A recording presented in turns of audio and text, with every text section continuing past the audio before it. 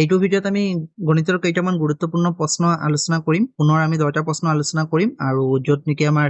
Trick apply কৰি পিনে সঠিক উত্তৰটো যাব পাৰি তাত আমি ট্ৰিক এপ্লাই কৰিম আৰু য'ত নেকি কনচেপ্টৰ প্ৰয়োজন আমি তাত কনচেপ্টটো বুজিবলৈ চেষ্টা কৰিম। আৰু যিকোনো ধৰণৰ কম্পিটিটিভ এক্সামত তেনেকুৱা ধৰণৰ কুৱেশ্যনে অহা আমি দেখিবলৈ পাওঁ আৰু বিশেষকৈ যিসকল ছাত্ৰ ছাত্ৰীয়ে ক্লাছ 10ৰ মানে এক্সামত বহিব অৰ্থাৎ মেট্ৰিক পৰীক্ষা দিব বা বোৰ্ড এক্সামত বহিব তেওঁলোকৰ কাৰণে এইটো গুৰুত্বপূৰ্ণ কাৰণ এইকেইটা কুৱেশ্যন তোমালোকৰ যি ৰিভিজন 1 আৰু ৰিভিজন 2 এই দুটা চেপ্টাৰৰ পৰা লোৱা হৈছে। ঠিক আছে, গতিকে অলপ মনোযোগ দি চাবা ভিডিঅ'টো আৰু যদি কিবা ডাউট থাকে তেতিয়াহ'লে মোক কমেণ্টত জনাই দিবা। ঠিক আছে, তেতিয়াহ'লে আমি প্ৰথম কুৱেশ্যনটো চাওঁ। তলৰ কোনটো অনুপাত একোটা সমানুপাত হ'ব? Which of the following ratios would be proportion? চাৰিটা অপশ্যন দিছে 12:21 and 32:56, 18:30 and 14:21, 22:33 and 33:24 আৰু 24:28 আৰু 20:25। তোমালোকে ভিডিঅ'টো অলপ পজ কৰি লোৱা আৰু কোনটো আনসাৰ হ'ব খুব কম সময়তে উলিয়াবলৈ চেষ্টা কৰাচোন। অপশ্যন এ হ'ব নে অপশ্যন বি নে অপশ্যন চি নে অপশ্যন ডি? খুব কম সময়ত আমি সমানুপাত চাবলৈ হ'লে কেইবাটাও পদ্ধতি এপ্লাই কৰিব পাৰো, কিন্তু আটাইতকৈ সহজ যিটো পদ্ধতিত নেকি সময়ও কম লাগে সেইটো পদ্ধতিত আমি ইয়াত চাম। ঠিক আছে, নিশ্চয় জানা তোমালোকে সমানুপাত আমি কেনেকৈ উলিয়াও। সমানুপাত উলিয়াবলৈ হ'লে আমি শেষৰ দুটা পদ পূৰণ কৰিম, পূৰণ কৰি যি পাম মাজৰ দুটা পদ পূৰণ কৰিলেও সিমানেই পাব লাগিব। অৰ্থাৎ সমানুপাত হোৱাৰ চৰ্ত এটা আছে, যদি এ আৰু বি সমানুপাত চি আৰু ডিত থাকিবলগীয়া হয় বা থাকে তেতিয়াহ'লে বি আৰু চি অৰ্থাৎ মাজৰ দুটা পূৰণ কৰিলে যিমান হ'ব শেষৰ দুটা পূৰণ কৰিলেও সিমানেই হ'ব, সমান হ'ব। ঠিক আছে, অৰ্থাৎ আমি এনেকৈ ক'ব পাৰো এ আৰু ডি পূৰণ কৰিলে যিমান হ'ব বি আৰু চি পূৰণ কৰিলেও সিমান হ'ব। ইয়াত 12 আৰু 56 পূৰণ কৰোঁ, যদি আমি এইটো এ ধৰো এইটো বি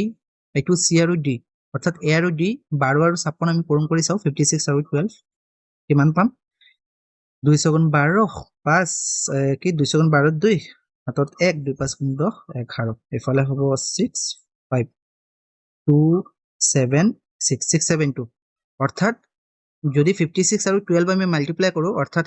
প্ৰথম পদটো আৰু শেষৰ পদটো যদি মাল্টিপ্লাই কৰোঁ তেতিয়াহ'লে কিমান পাম 6 7 2। আকৌ মাজৰ দুটা আমি পূৰণ কৰি চাওঁ 21 আৰু 32 2 × 2 2 × 4 3 × 3 3 × 6 2 7 6 7 2 আমি দুইটাতে 6 7 2 পাইছো, তাৰ মানে অপশ্যন এ টোৱে সমানুপাতত আছে।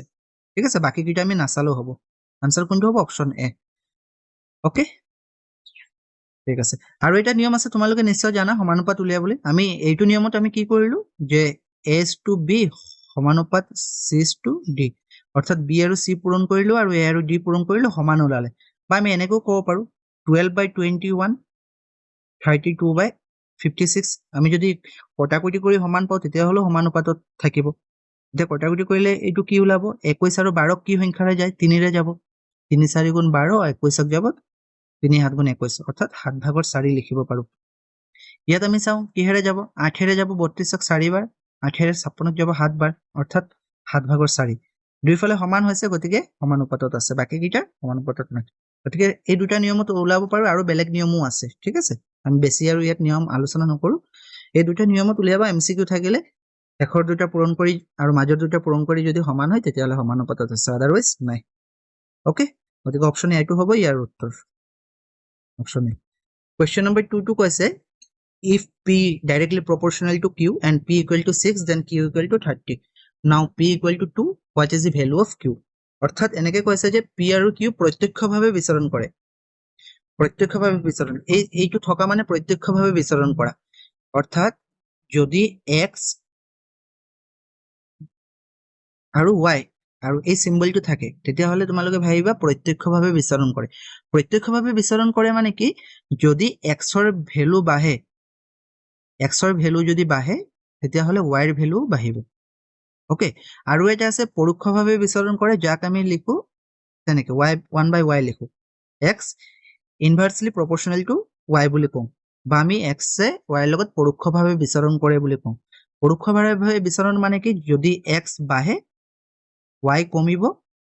আৰু X যদি কমে Y তেতিয়া বাঢ়িব।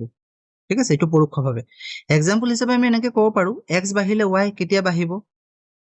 ধৰি লৈছো তুমি কলম এটা কিনিছা, এটা কলম 10 টকা লৈছে, তো দুটা কলম কিমান ল'ব বাঢ়িব হয় নাই 20 টকা ল'ব তিনিটা কলম 30 ল'ব অৰ্থাৎ যেতিয়া নেকি কলম বাঢ়ি গৈ থাকিব পইচাও বাঢ়ি গৈ থাকিব অৰ্থাৎ এটা ভ্যালু যদি বাঢ়ে এটাৰ মান যদি বাঢ়ে আনটোৰ মানো বাঢ়ি গৈ থাকিব আৰু পৰোক্ষভাৱে কি হয় ধৰি লৈছো 10 জন মানুহে এটা কাম কৰিছে 20 দিনত যদি আমি 5 জন লগাও তেতিয়াহলে বেছি দিন লাগিব বাঢ়িব যদি এজন লগাও তেতিয়াহলে আৰু বেছি দিন লাগিব অৰ্থাৎ মানুহ কমি গলে কি হ'ব দিন বাঢ়ি গৈ থাকিব আৰু যদি মানুহ বঢ়াই দিও দিন কমিব গতিকে এইটো পৰোক্ষভাৱে বিচৰণ বুলি কয় একেবাৰে সিম্পল যদি তেনেকুৱা থাকে তেতিয়া ভাবিবা এইটো প্ৰত্যক্ষভাৱে আৰু যদি তেনেকুৱা থাকে তেতিয়াহলে পৰোক্ষভাৱে ওকে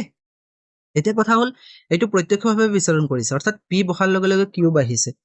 p6 হলে q30 হয় এতিয়া p2 হলে q কিমান এনে মেথছটো কৰিবলৈতো বহুত উপায় আছে যদি আমি প্ৰত্যক্ষভাৱে বিচৰণ কৰি যদি কওঁ তেতিয়াহলে আমি বেলেগ সূত্ৰ লগাইও কৰিব পাৰো কিন্তু ইয়াত সূত্ৰ লগাৰ কোনো প্ৰয়োজন নাই সিম্পল আমি এনেকৈ ক'ব পাৰো ধৰি লৈছো p হৈছে পেন 6টা কলমৰ দাম 30 টকা হলে দুটাৰ দাম কিমান হ'ব 6টা কলমৰ দাম 30 টকা হলে এটাৰ দাম কিমান হ'ব 5 টকা দুটাৰ দাম কিমান হ'ব 10 টকা নহয় জানো গতিকে আনসাৰটো কোনটো হ'ব 10 rupees কি 10 এইটো আমি rupees বা পেন বুলি ধৰি লৈছো সিম্পল 6 যেতিয়া p যেতিয়া 6 আছিলে q হয় 30 অৰ্থাৎ কলম যদি 6টা কিনো 30 টকা যদি দিব লাগে দুটা কিনিলে কেই টকা দিব লাগিব এটাৰ ভ্যালু উলিয়াই ললে হ'ল p6 হলে 30 হয় p1 হলে কিমান হ'ব 5 হয় নাই p যেতিয়া 6 হয় q হ'ব 30 p যেতিয়া 1 হ'ব q কিমান হ'ব 30 divided by 6 5 হ'ব না অৰ্থাৎ p ৰ এটা ৰেশিওৰ কিমান হ'ব 5 তো দুটা হলে 5 into 2 10 হ'ব এটাকে আনসার কোনটো হ'ব option C 10 Question number 3 to কৈছে what would be in the place of the units of the square of 2637 অৰ্থাৎ 2637 বৰ্গৰ এককৰ স্থানত কি থাকিব এতিয়া বৰ্গ সংখ্যাৰ এককৰ স্থানত কি থাকিব এইটো জানিবলৈ হলে আমি অংক কেইটা কি থাকিলে এককৰ ঘৰত কোনটো অংক থাকিলে বৰ্গ সংখ্যাৰ ঘৰত কি হয় অংক এইটো জানিব লাগিব গতিকে ইয়াত মই লিখি লৈছো ইয়াত ধৰি লৈছো এটা নাম্বাৰ আছে আৰু এইটো হৈছে বৰ্গ নাম্বাৰটোৰ স্কয়াৰ কোনো এটা সংখ্যাৰ এককৰ ঘৰত যদি শূন্য থাকে তো বৰ্গ সংখ্যাৰ এককৰ ঘৰতো শূন্য হয় বৰ্গ সংখ্যা মানে কি কোনো এটা সংখ্যাক আকৌ সেই সংখ্যাটোৰে পূৰণ কৰা ধৰি লৈছো 10 তো 10ৰ বৰ্গ কিমান হ'ব 10ৰ লগত আৰু এটা 10 পূৰণ কৰিলে 100 অৰ্থাৎ যদি এককৰ ঘৰত শূন্য থাকে শূন্য আৰু শূন্য পূৰণ কৰিলে পুনৰ শূন্য হ'ব এককৰ ঘৰত 1 থাকিলে কি হ'ব 1 হ'ব 2 থাকিলে 2 টু যা কিমান হয় 4 হয় 4 হ'ব 3 থাকিলে 9 হ'ব হয়নি 4 থাকিলে কিমান হ'ব 4 4 যা কিমান 4 4 16 তাৰ মানে এককৰ ঘৰত 6 থাকিব 5 থাকিলে 5 থাকিব 6 থাকিলে 6 6 গুণ 36 বৰ্গ সংখ্যাৰ এককৰ ঘৰতো 6 থাকিব 7 থাকিলে 7 7 গুণ 49 এককৰ ঘৰত 9 থাকিব 8 থাকিলে 8 8 গুণ 64 এককৰ ঘৰত কি থাকিব 4 9 থাকিলে 9 গুণ 81 এককৰ ঘৰত কি থাকিব 1 গতিকে আমি এটা কথা বুজি পালো যে কোনো এটা সংখ্যাৰ এককৰ ঘৰত শূন্য থাকিলে বৰ্গ সংখ্যাৰ এককৰ ঘৰত কি থাকে শূন্য 1 থাকিলে 1 হ'ব 2 থাকিলে 4 3 থাকিলে 9 4 থাকিলে 6 5 থাকিলে 5 হয় 6 থাকিলেও 6 হয় 7 থাকিলে 9 হয় 8 থাকিলে 4 হয় আৰু 9 থাকিলে 1 হয় ঠিক আছে বৰ্গ সংখ্যাৰ এককৰ ঘৰত 2 3 আৰু 7 8 থাকিব নোৱাৰে এটো মনত থবা এটো লৈ কোৱেশ্চন এটা আহে কোনো এটা নাম্বাৰ দি দিব কৈ দিব যে কোনটো বৰ্গ সংখ্যা নহয় মনত থবা বৰ্গ সংখ্যাৰ এককৰ ঘৰত 2 3 7 8 নাথাকে কেতিয়াও যিকোনো প্ৰশ্নটো কি কৈছিলে 2637 ৰ এককৰ স্থানত কি থাকিব 7 আছে 7 7 যে কিমান 49 9 থাকিব option C okay 9 What is the smallest number that must be multiplied with the number 1008 to be a perfect square অৰ্থাৎ 1008 সংখ্যাটো পূৰ্ণবৰ্গ হ'বলৈ ইয়াৰ লগত আটাইতকৈ সৰু কি সংখ্যাৰে পূৰণ কৰিব লাগিব যেতিয়া নেকি কি সংখ্যাৰে পূৰণ কৰিব লাগিব বুলি কয় যে পূৰ্ণবৰ্গ হ'বলৈ কি সংখ্যাৰে পূৰণ কৰিব লাগিব বুলি কয় প্ৰথম আমাৰ কাম ফাৰ্স্ট স্টেপ আমি কি কৰিম মৌলিক উৎপাদকত ভাঙিম প্ৰাইম ফেক্টৰাইজেচনত ভাঙিম ঠিক আছে কাৰ সংখ্যাটো কি আছে 1008 এইটো আমি প্ৰাইম ফেক্টৰাইজেচন ভাঙিম যদি আমি 2 ৰে কৰো 2 5 যা 10 2 4 যা 8 হয়নি আকৌ 2 ৰে কৰিলে 2 2 যা 4 1 2 5 যা 10 2 2 যা 4 আকৌ 2 ৰে কৰিলে 2 1 যা 2 2 2 যা 4 2 6 যা আকৌ 2 ৰে কৰিলে 200 গুণ 12 2 3 গুণ 6 2 ৰে আৰু নাযাব 3 ৰে যাব এইটো 3 গুণ 6 21 আকৌ 3 ৰে কৰিলে 7 অৰ্থাৎ আমি কি পালো 1008 যদি আমি প্ৰাইম ফেক্টৰাইজেশ্যনত ভাঙো 2 কেইটা পালো 1 2 3 4 4টা 2 2 পূৰণ 2 পূৰণ 2 পূৰণ 2 3 কেইটা পালো 2টা পালো আৰু 7 কেইটা পালো এটা পালো এতিয়া প্ৰশ্নত আমাক খুদিছিলে যে 1008 সংখ্যাটো পূৰ্ণবৰ্গ হ'বলৈ এইটো পূৰ্ণবৰ্গ নহয় ইয়াক পূৰ্ণবৰ্গ কৰিবলৈ আটাইতকৈ সৰু কি সংখ্যাৰে পূৰণ কৰিব লাগিব এতিয়া যে তোমালোকে এটা কথা মনত থবা যেতিয়া নেকি কয় কি সংখ্যাৰে পূৰণ কৰিব লাগিব তেতিয়া আমি কি কৰিব লাগিব যি মৌলিক উৎপাদকত ভাঙিছো এইবিলাকক আমি পেয়াৰ কৰিব লাগিব অৰ্থাৎ জোৰ এইটো এজোৰ হল এইটো এজোৰ হল আকৌ দুটা তিনি হৈ এজোৰ হল এতিয়া হাত অকলে আছে ঠিক আছে হাত অকলে আছে গতিকে পূৰ্ণবৰ্গ হ'বলৈ ইয়াক লগত আৰু এটা হাত দিব লাগিব অৰ্থাৎ আৰু এটা হাত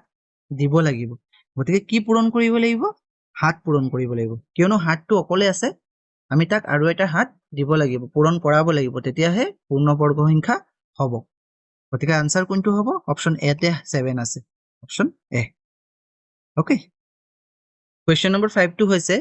1620 সংখ্যাটো পূৰ্ণবৰ্গ হ'বলৈ আটাইতকৈ সৰু কি সংখ্যাৰে হৰণ কৰিব লাগিব ইয়াৰ আগৰ কোৱেশ্চনটো সুধিছিলে যে পূৰ্ণবৰ্গ হ'বলৈ কি সংখ্যাৰে পূৰণ কৰিব লাগিব আৰু ইয়াত সুধিছে যে কি সংখ্যাৰে হৰণ কৰিব লাগিব What is the smallest number that must be divided the number 1620 to be a perfect square? এতিয়া আমাক যিয়ে সুধক পূৰণ কৰিব লাগিব বা হৰণ কৰিব লাগিব আমাৰ ফাৰ্স্ট অফ অল আমাৰ প্ৰথম কাম হ'ব যে আমি এইকিটাক মৌলিক উৎপাদকত ভঙা ঠিক আছে মৌলিক উৎপাদকত আমি ভাঙিব লাগিব এতিয়া কি আছে 1620 1620 যদি আমি মৌলিক উৎপাদকত ভাঙো তেতিয়াহলে আমি 2 ৰে কৰিলে 2 8 গুণ 16 2 2 গুণ 20 আকৌ 2 4 গুণ 8 2 5 গুণ 10 তাৰপিছত 2 ৰে নাযায় 3 ৰে যাব 3 গুণ 3 থাকিব 1 3 3 গুণ 9 3 5 গুণ 15 আকৌ 3 ৰে যাব 3 4 গুণ 12 1 থাকিব 3 5 গুণ 15 আকৌ 3 15 45 আকৌ 3 5 গুণ 15 অৰ্থাৎ 1620 ক আমি 2 দুটা 3 4টা আৰু 5 এটাক লিখিব পাৰো ৰাইট 5 এটা লিখিব পাৰো এতিয়া কথা হৈছে এতিয়া আমাক প্ৰশ্নত সুধিছে কি সংখ্যাৰে হৰণ কৰিব লাগিব পূৰণ কৰাৰ ক্ষেত্ৰত কি কৰিব লাগে আমি লগত আৰু এটা দি দিও হয় নাই আগত যেনেকৈ আমি পাইছিলো যে হাত এটা আছিল আমি তাক কি কৰিছিলো আৰু এটা হাত লগৰীয়া হিচাপে দি দিছিলো এতিয়া হৰণ কৰিব লাগে বুলি ক'লে কি কৰিব লাগিব আমি তাক গুচাই আনিব লাগিব মানে আমি এনেকুৱা ক'ব পাৰি ধৰি লৈছো কোনো পাৰফেক্ট স্কোয়াৰ হ'ব লাগে কোনো পাৰফেক্ট স্কোয়াৰ মেলা হৈ আছে মেলাত যাবলৈ কন্ডিশন থৈছে কি যে আমি জোৰহে নিব পাৰিম অৰ্থাৎ 2 গলে লগত আৰু এটা 2 লৈ যাব লাগিব 3 গলে আৰু লগত এটা 3 লৈ যাব লাগিব তেতিয়াহে এন্ট্ৰি মানে কৰিব দিব ঠিক আছে তেতিয়াহলে এন্ট্ৰি এলাও আছে এতিয়া কথা হল এইটো সিচুৱেশনত ই বৰ্গ সংখ্যাৰ মেলাত যাব লাগে ই কি কৰিব লাগিব 5 এটা কমাই থৈ যাব লাগিব কেলে কমাই থৈ যাব লাগিব কাৰণ ইয়াত কৈছে যে কি সংখ্যাৰে হৰণ কৰিব লাগে যদি পূৰণ কৰিব লাগে বুলি ক'লেহেঁতেন তেতিয়াহলে হি আৰু এটা 5ক লৈ গলহেঁতেন তেতিয়া জোৰ হৈ গলহেঁতেন তেতিয়া হি বৰ্গ মেলাত যাব পাৰিলেহেঁতেন কিন্তু এতিয়া কৈছে কি সংখ্যাৰে হৰণ কৰিব লাগিব মানে ইয়াক কমাই থৈ যাব লাগিব ই লগত নিব নোৱাৰিব আৰু অকলে তাক যাবও নিদিব গতিকে হি বেক হৈ আহিব লাগিব ইত জোৰ হৈ আছে দুটা 3 জোৰ হৈ আছে আকৌ 2 3 জোৰ হৈ আছে গতিকে 5 কি কৰিব 5 অকলেতো যাব নোৱাৰিব পূৰণ কৰা বুলি সুধিলেহেঁতেন যদি সুধিলেহেঁতেন যে কি সংখ্যাৰে পূৰণ কৰিব লাগিব তেতিয়াহলে আৰু এটা 5 লৈ পিনে হি বৰ্গ মেলাত গুচি গলহেঁতেন এতিয়া কৈছে কি সংখ্যাৰে হৰণ কৰিব লাগিব গতিকে ইটো লগত নিবই নোৱাৰিব তাক সোমাবও নিদিব গতিকে হি কি কৰিব লাগিব ঘূৰি আহিব লাগিব অৰ্থাৎ তাক 5ৰে হৰণ কৰি দিব লাগিব গুচি যাব তো কিহেৰে হৰণ কৰিব লাগিব 5ৰে okay option D 5 question number 6 হেনাৰ কেম্প এটাত নায়কজনে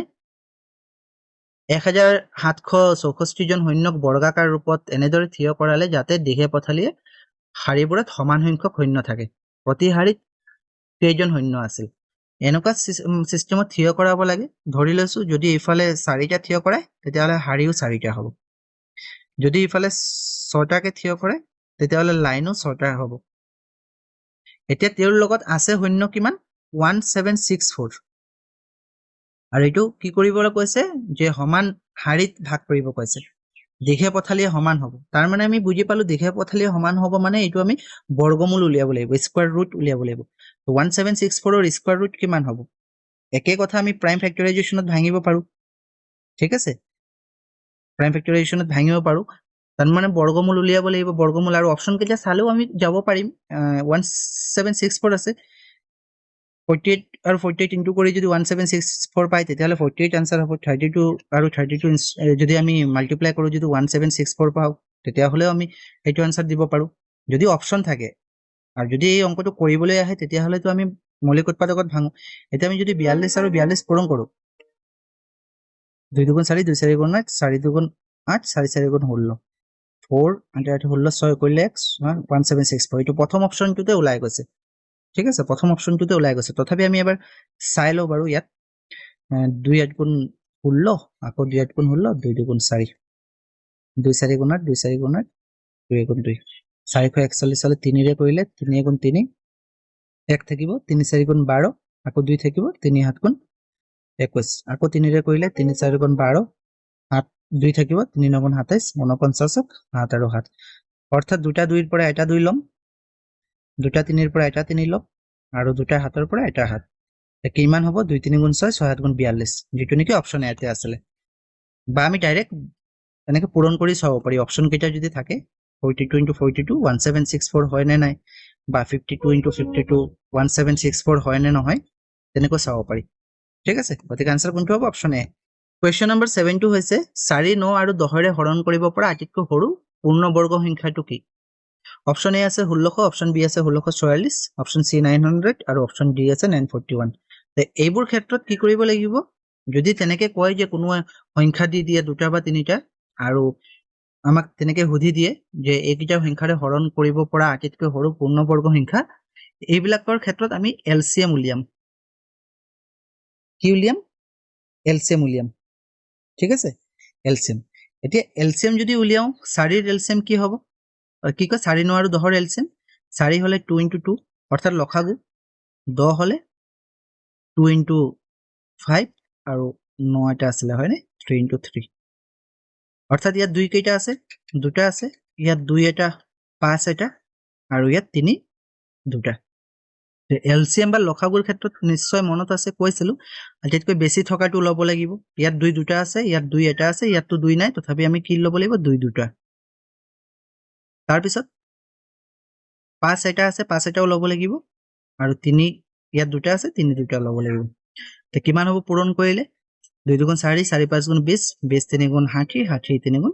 180 অর্থাৎ লসাগু হ'ব 180 এতিয়া আমাৰ অঙ্কটো শেষ হোৱা নাই কিন্তু লসাগু কিমান হ'ব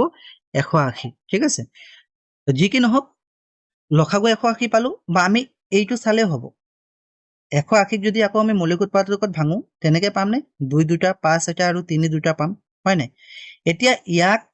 আমি জোৰ জোৰ কৰিবলৈ কি দিব লাগিব অৰ্থাৎ কি আৰু এটা সংখ্যা পূৰণ কৰিব লাগিব ইয়াত দুই দুটা আছে জোৰ হৈ আছে একো কথা নাই তিনি দুটা হৈ আছে পাৰফেক্ট হৈ আছে পাঁচ অকলে আছে অৰ্থাৎ আমি ইয়াৰ লগত কি কৰিব লাগিব এটা পাঁচ পূৰণ কৰিব লাগিব তেতিয়াহলে আমাৰ আনসাৰ ওলাব ঠিক আছে গতিকে এই কিটা পূৰণ কৰাৰ পিছত কিমান পাইছিলো 180 আৰু 180 ৰ লগত যদি আৰু 5 পূৰণ কৰি দিও 5 0 0 5 7 40 7 4 5 5 900 অপশন সি টো হ'ব আমাৰ সঠিক উত্তৰ গতিকে যেতিয়া নেকি এনেকুৱা অংক পাবা কি কৰিব লাগিব এলসিএম উলিয়াম আৰু এলসিএম উলিয়ালে মানে লসাগু উলিয়ালে মৌলিক উৎপাদকটো পাই যাবা জোৰ জোৰ কৰিবলৈ চেষ্টা কৰিবা ইয়াত যেনেকে দুই দুটা আছে তিনি দুটা আৰু পাঁচ অকলে থাকি গৈছিল গতিকে পাঁচক আৰু এটা পাঁচ দি পিনে পূৰণ কৰি দিবা গুটেই কিটা ওকে গতিকে আনসাৰ কি হ'ব 90 ওকে 900 কোৱেশ্চন নম্বৰ 8 হৈছে 18 স্কয়াৰ আৰু 19 স্কয়াৰৰ মাজত কেইটা স্বাভাৱিক সংখ্যা আছে how many natural numbers are there between 18 square and 19 square অৰ্থাৎ 18 ৰ যি বৰ্গ আৰু 19 ৰ বৰ্গ কৰিলে তাৰ মাজত আমি কেইটা সংখ্যা পাম এক্সাম্পল হিচাপে এনেকে ক'ব পাৰো ধৰি লৈছো আমি 2 স্কয়াৰ আৰু 3 স্কয়াৰ যদি আমি বৰ্গ কৰো 2 স্কয়াৰ হলে কিমান হয় 4 হয় 3 স্কয়াৰ কৰিলে কিমান হয় 9 হয় অৰ্থাৎ 4 আৰু 9 মাজত কেইটা সংখ্যা আছে তেতিয়া তোমালোকে কবা যে 5 6 7 8 যে চাৰিটা সংখ্যা আছে ৰাইট মানে 2 স্কয়াৰ আৰু 3 স্কয়াৰৰ মাজত কেইটা সংখ্যা আছে চাৰিটা সংখ্যা ঠিক সেইদৰে 3 স্কয়াৰ আৰু 4 স্কয়াৰৰ মাজত কেইটা সংখ্যা আছে 3 স্কয়াৰ হলে 9 হয় 4 স্কয়াৰ হলে 16 হয় তাৰ মাজত কি কি আছে 10 11 12 13 14 15 অৰ্থাৎ 6টা আছে গতিকে 18 স্কয়াৰ আৰু 19 স্কয়াৰৰ মাজত কিমান থাকিব 18 স্কয়াৰ হলে হয় 324 19 স্কয়াৰ হলে 361 এইকেইটাৰ মাজত কিমান থাকিব তা পৰীক্ষাটো আমি তেনেকে হিসাব নকৰো যদি আমাক এনেকে দি দিয়ে যে 99 স্কয়াৰ আৰু 100 স্কয়াৰৰ মাজত কিমান আছে আমি ইমানখিনি কৰিম নে হিসাব কৰিম নে একদুইকে নকৰো কি কৰিব লাগিব এটা কথা তোমালোকে মন কৰা যেটো হৰু নাম্বাৰ আছিল 2 হৰু আছিল ন 2 ৰ লগত আকৌ 2 পূৰণ কৰি দিছে তেতিয়া আনসাৰটো পাই গৈছো 4 3 হৰু আছিল 3 ৰ লগত 2 পূৰণ কৰি দিছে আনসাৰটো কিমান পালো 6 ঠিক সেইদৰে ইয়াত কি কৰিম আমি 18 স্কয়াৰ আৰু 19 স্কয়াৰ আছে 18 ৰ লগত আমি 2 পূৰণ কৰিম 2 আৰু 18 পূৰণ কৰিলে কিমান 36 গতিকে আনসাৰটো কি হ'ব 36 এতিয়া যদি তোমাক ডাঙৰ সংখ্যাও দিয়ে যদি আমাক তেনেকে দিয়ে 99 স্কয়াৰ আৰু 100 স্কয়াৰৰ মাজত কেইটা স্বাভাৱিক সংখ্যা আছে 2 পূৰণ কৰি দিবা 99 মানে হৰুটোৰ লগত 2 পূৰণ কৰি দিবা 198টা ঠিক আছে নিশ্চয় বুজি পাইছা তেতিয়াহলে ঠিকটো এটো কিমান হ'ব 36 কোৱেশ্চন নম্বৰ 9 কৈছে যে 2025 ৰ যদি স্কয়াৰ ৰুট 45 হয় অৰ্থাৎ 2225 ৰ বৰ্গমূল কিমান 45 তেতিয়াহলে 20.25 ৰ কিমান হ'ব একে নাম্বাৰ 2025 ইয়াতো 2025 আছে ইয়াত 2025 ৰ কি হয় 45 হয় আৰু এতিয়া আমাক খুদিছে 20.25 একো কথা নাই পইণ্টৰ পিছত কেইটা সংখ্যা আছে দুটা গতিকে বৰ্গমূলত এটা থাকিব পইণ্টৰ পিছত কেইটা থাকিব এটা 4.5 হ'ব 4.5 এটা অপচন সি 4.5 একেবাৰে সহজ ওকে কোৱেশ্চন নম্বৰ 10 আজিৰ আমাৰ লাষ্ট কোৱেশ্চন 27 ৰ ঘনৰ এককৰ স্থানত কি থাকিব অৰ্থাৎ যদি 27 সংখ্যাটো আমি তিনিবাৰ পূৰণ কৰো তেতিয়াহলে এককৰ ঘৰত যি পূৰণফল পাম এই এককৰ ঘৰত কি থাকিব একেবাৰে ৰাইট সাইডত কি থাকিব ঠিক আছে তো ইয়াৰ কাৰণে আমি কি কৰিব লাগিব যে আগত যেনেকৈ এটা প্ৰশ্ন পাইছিলো যে কোনো এটা সংখ্যাক আমি যদি পূৰণ কৰো বৰ্গ উলিয়াও তো বৰ্গৰ এককৰ ঘৰত কি থাকিব আমি এটা পাইছিলো নহয় যে 1 থাকিলে 1 হয় 2 হলে 4 হয় আমি এটা ঘনৰো জানিব লাগিব ধৰি লৈছো ইয়াত নাম্বাৰ আৰু ইয়াত ঘন সংখ্যাটো হলে মানে কি নাম্বাৰ কিউব নহয় জানো মানে একটা সংখ্যাক আমি তিনিবাৰ পূৰণ কৰিব লাগিব 2 হলে 2 পূৰণ 2 পূৰণ 2 এটো ঘন সংখ্যা বুলি কব 8 টো হ'ব ঘন সংখ্যা এতিয়া যদি কোনো এটা অংকৰ এককৰ ঘৰত শূন্য থাকে কোনো এটা সংখ্যাৰ এককৰ ঘৰৰ অংকটো যদি শূন্য থাকে তেতিয়া হলে ঘন সংখ্যাটোৰ এককৰ ঘৰত কি থাকিব শূন্য থাকিব 1 থাকিলে 1 যদি আমি তিনিবাৰ পূৰণ কৰো 1 পূৰণ 1 পূৰণ 1 একে হ'ব 2 হলে যদি আমি 2 পূৰণ 2 পূৰণ 2 কৰো তেতিয়া হলে কি হ'ব 8 3 হলে যদি আমি 3 পূৰণ 3 পূৰণ 3 কৰো 27 অৰ্থাৎ এককৰ ঘৰত কি 7 4 হলে 4 4 গুণ 16 16 4 গুণ 64 তার মানে 4 হ'ব 5 হলেও 5 হ'ব 6 হলে 6 হ'ব কাৰণ 6 পূৰণ 6 কৰিলে 6 6 গুণ 36 ইয়াৰ লগত আকৌ 6 পূৰণ কৰি দিলে এককৰ ঘৰত 6 থাকিব 7 হলে 7 7 গুণ 49 আকৌ 7 পূৰণ কৰিলে 7 9 গুণ 63 3 হ'ব 8 হলে 2 হ'ব আৰু 9 হলে 9 হ'ব অৰ্থাৎ কোনো এটা সংখ্যাৰ যদি আমি ঘন উলিয়াও এককৰ ঘৰত শূন্য থাকিলে শূন্যই হয় 1 থাকিলেও একে হয় 4 থাকিলেও একে হয় 4 হয় 5 থাকিলেও 5 হয় 6 থাকিলে 6 হয় 9 থাকিলে 9 হয় কেৱল মাত্ৰ কত চেঞ্জ হয় চেঞ্জ হ'ব 2 থাকিলে 8 হ'ব 8 থাকিলে 2 হ'ব আৰু 3 থাকিলে 7 হ'ব 7 থাকিলে 3 হ'ব এইকেইটা মনত থৈ দিলে হ'ব উল্টা হয় 2 থাকিলে 8 8 থাকিলে 2 3 থাকিলে 7 7 থাকিলে 3 অৰ্থাৎ বুজি পাইছা না কথাটো কি ক'ব বিচাৰিছো যে 27 সংখ্যাটো যদি আমি তিনিবাৰ পূৰণ কৰো এককৰ ঘৰত কি আছে 7 আছে তা 7 7 গুণ 49 লাগিলে যিয়ে হোক এইফালে কি আছে চাবলগীয়া নাই এককৰ ঘৰত কি আছে 9 আকৌ 27 পূৰণ কৰিব লাগিব নহয় যি সংখ্যা ওলাব আকৌ 7 9 গুণ 63 3 ওলাব তাৰ মানে 7 থাকিলে ঘন সংখ্যাৰ এককৰ ঘৰত কি থাকিব 3 থাকিব অপচন এ 3 ঠিক আছে অপচন এ গতিকে আজিৰ এইটো ক্লাছত ইমানে আছিল আমি 10টা এমসিকিউ চালো আশা কৰিছো তোমালোকে বুজি পাইছা যদি কিবা ডাউট থাকে তেতিয়া হলে মোক এবাৰ কমেন্টত জনাই দিবা বা মোক ইনবক্সত জনাই দিবা ঠিক আছে আৰু যদি এইটো পিডিএফ লাগে ভিডিওটোৰ পিডিএফটো লবলৈ হলে যেটো টেলিগ্ৰাম চেনেল আছে RJT_Ethan তাত ভিজিট কৰিবা লিংক দিয়া আছে ডেসক্ৰিপচনত তাত গৈ পিনে পিডিএফটো লৈ লবা